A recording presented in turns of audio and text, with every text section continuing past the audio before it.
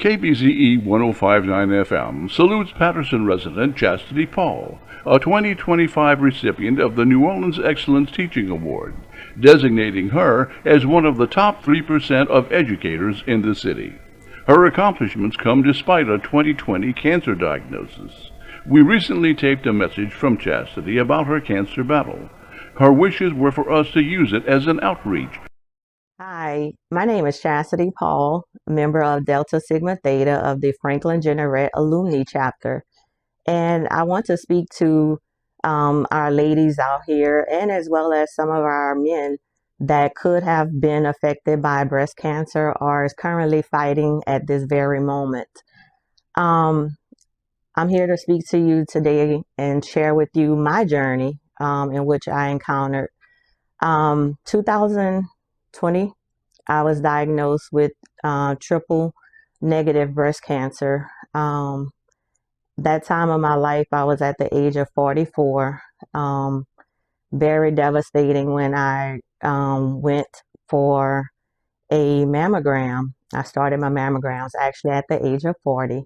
44, I went in for just a routine, regular mammogram screening, and I received a call stating that my mammogram was abnormal and that I needed to be checked out. However, fast forward, I went on to the surgeon in which he performed a biopsy. The biopsy came back a few days later, definitely confirming that I had breast cancer. My life at that time, I felt as if I had been given a death sentence. Um, just hearing the word cancer was just very devastating to me. Of course, all I could think about at that time was the possibility of me leaving behind my three beautiful children. At that particular time in my life, my oldest son, he was a senior in college, along with my twins who were juniors in high school. Um, I poured out, I cried, and eventually I had a little nudge on my shoulder and God spoke to me and I kept asking, God, why me? Why me? And he said to me, why not?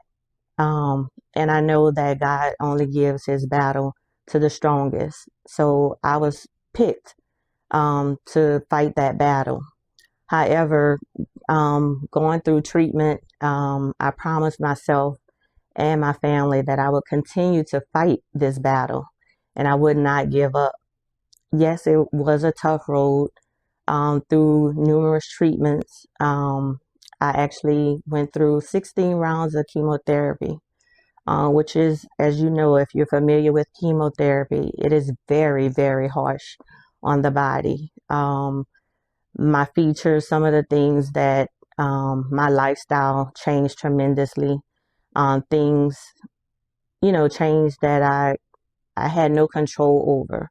And I just knew at that time, it was only God that was going to bring me through it. Um, and I remember just going into my prayer closet and I asked God and I pleaded with God, Lord, please bring me through this. Um, Things in my life I know would be different and I'm ready to accept whatever changes come forth my way. Um, I went into a prayer closet. I prayed and I sang and I prayed and I sang. I went through therapy days when I didn't feel the greatest, the absolutely greatest, but I continued to be strong and I continued to fight and I continued to cry out and ask God, please heal my body. Heal my body, God. Help me to fight this battle and win. And I went through chemotherapy November of 2020, and I rang that bell March of 2021. However, once you ring that bell, guys, that's not the end of your battle. That battle continues on even thereafter. Um, and I just want to say, to all my ladies and men that are watching, Please make sure you take care of yourself. Get examinations, get treatment. And again, it just doesn't end after ringing the bell. You have continuous doctor's appointments, continuous medication, continuous journeys out there. I had no clue of what, I was facing. I had no clue in the direction in which, I needed to face, or people or organizations that I needed to reach out to. However, there are a couple organizations in particular that did assist with some of my needs during my time. And I give a huge, huge thank you to the Lydia Cancer Association in Lydia, Louisiana. This organization stepped up, showed up, and showed out, as well as the Miles Cancer Parette Service Center in Lafayette, Louisiana. Thibodeau Cancer Center is unwaverable, unmatched. The care and the treatment that I received there will never ever go unnoticed, and I'm continuing, treatments, different treatments, doctor visits, and so forth. But God is able, and He's a healer. Um, and just remember to think positive, have that positive atmosphere around you. Negativity, you don't need it, especially when you're battling and you just want the greatest outcomes for yourself. So I encourage you to please seek treatment. Preventative care is definitely the best care. You want to be proactive instead of reactive.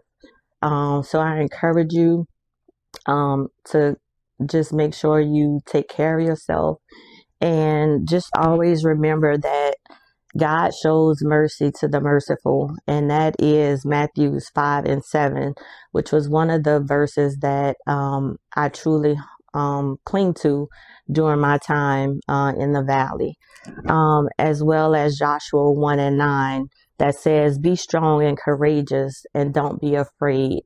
And I leave you with that. And one thing that I did learn throughout the beginning of my challenges was to always have faith over fear. If you can overcome fear and have faith, God will continue to see you through. And again, I pray that each of you seek treatment, not just in the month of October, which is our breast cancer awareness month, but each and every month throughout the year. Just make sure you're taking care of you. Self-care is the best care. Remember, through His stripes, I am healed. When I rang that bell on March 2021, I knew at that time, of course, my healing was complete, and it was just a continuous journey. I do currently still go to Thibodeau Cancer Center just for my routine checkups and to make sure my cancer markers are in the range in which it should be. Also, just to say that God is great, He is good. I actually just celebrated my 5th year cancer-free celebration on October 7th. So just remember, God is a healer, and He can heal you as well. And on an even greater note, I just also want to share with you guys to let you know that God is good. On November 1st, I will be celebrating with the top 3% of educators in the city of Orleans as Teacher of the Year.